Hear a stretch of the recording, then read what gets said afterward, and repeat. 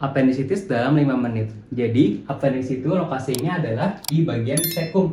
Diperbesar kayak gini. Lokasinya 2,5 cm di bawah daripada ileum dan sesuai namanya yaitu vermiformis ataupun berbentuk seperti cacing. Fungsinya apa? Untuk menghasilkan imunoglobulin A sebagai bagian daripada GALT. Nah, inflamasi pada appendix dapat disebabkan oleh beberapa hal. Antara lain adalah obstruksi disebabkan karena feses yang mengeras ataupun fekalit, adanya limfoid yang membesar, tumor, ataupun kalau anak-anak biasanya karena adanya parasit seperti cacing. Kita bisa menggunakan scoring Alvarado untuk menjelaskan patofisiologinya.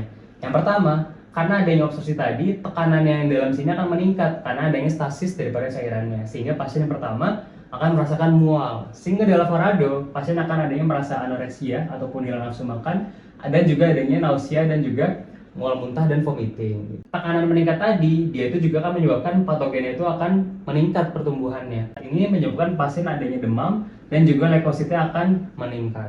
Sehingga di Alvarado akan didapatkan pasien itu yang pertama adanya elevated temperatur ataupun demam dan juga pasien adanya leukositosis dan karena sifatnya akut, dia itu adanya shifting to the left. Inflamasi tadi yang pertama-tama akan mengenai daripada peritoneum yang visceral. Di sini sifat sarafnya itu adalah otonom. Nah, sehingga nyerinya itu bersifat difus di bagian perut atas. Gitu.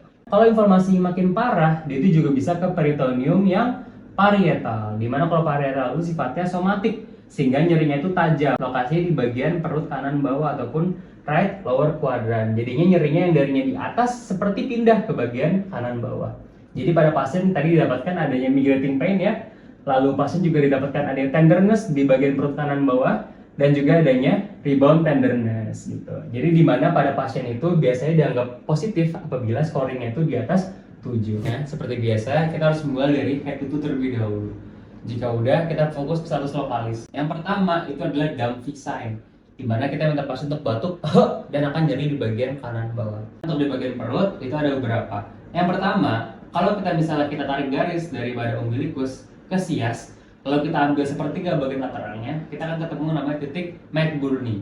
Nah, di mana kalau misalnya ada nyeri tekan di titik McBurney ataupun NT, itu dikatakan adalah McBurney positif. Kalau kita tekan, kita tahan, lalu kita lepas tiba-tiba, itu adalah Bloomberg sign positif ataupun rebound tenderness. Untuk yang terakhir adalah Rovsing sign, di mana untuk Rovsing sign ini kita tekan di kontralateral daripada McBurney dan akan jadi juga di bagian kanan bawah. Untuk memeriksa bagian lokasi daripada appendix, itu kita ada dua.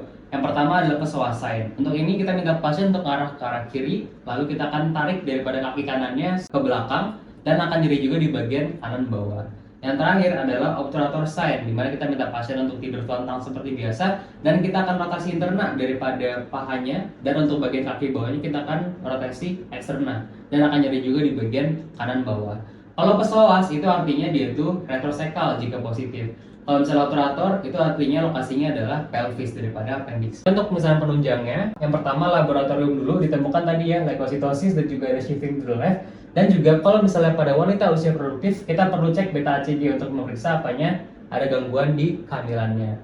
Selanjutnya untuk radiologinya, kita bisa melakukan pemeriksaan pertama adalah USG yang paling murah dan cepat. Kita bisa lihat ada appendicolit, adanya target sign, dan juga ada compression di atas 6 mm yang artinya saat dikompresi appendixnya itu masih besar, kemungkinan nantinya adanya peningkatan tekanan. Untuk gold standarnya itu dapat dilakukan pemeriksaan CT scan abdomen, yaitu utamanya kita bisa melihat adanya fat streak dan wall enhancement yang artinya ada inflamasi, dan juga adanya arrowhead sign. Artinya apa? Karena inflamasi pada appendix juga bisa terjadi pada bagian cecumnya. Nah, kalau cecum yang normal itu kayak gini bentuknya. Nah, kalau misalnya inflamasi jadi bentuknya akan menyempit seperti ini. Akhirnya dia membentuk seperti gambar arrow gitu ataupun seperti panah ataupun kayak gini. Nah, terakhir adalah total sebenarnya.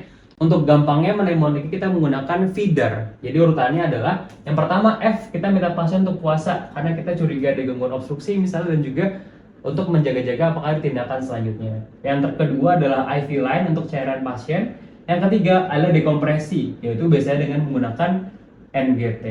Yang keempat adalah antibiotik. Untuk antibiotik ini kita bisa menggunakan dua jenis ya. Untuk yang aerobik kita dapat menggunakan cefazolin 2 gram, dan untuk anaerobik kita dapat menggunakan metronidazole 500 mg. Yang terakhir adalah refer ke dokter spesialis digestif untuk dilakukan definitifnya, yaitu adalah appendektomi. Oke, itu dia teman-teman appendicitis dalam 5 menit.